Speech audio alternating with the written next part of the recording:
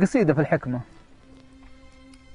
قصيدة يقول: قالوا علامك غادي اليوم شيبه. هذه هنا على الجرح جات. ايه. طيب.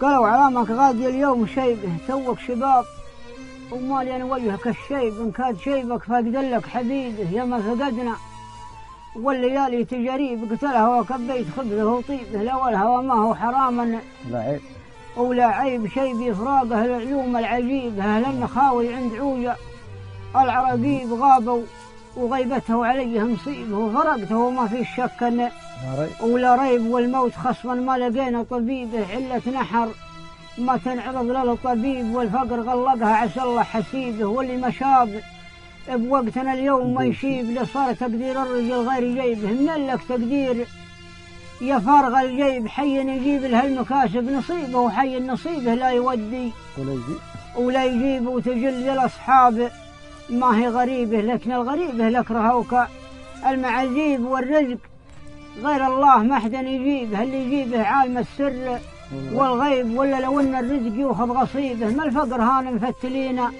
الشنيب، ولا كان حدته ظروفا صعيبه، على خطوشا ما تعرفه المواجيب، القل قطاع القريب وقريبه، ورجلا بلي مال كله عذريب، والمال يعطي الرجل طنخه وهيبه، ويقال له ذيبان وهو ولدي.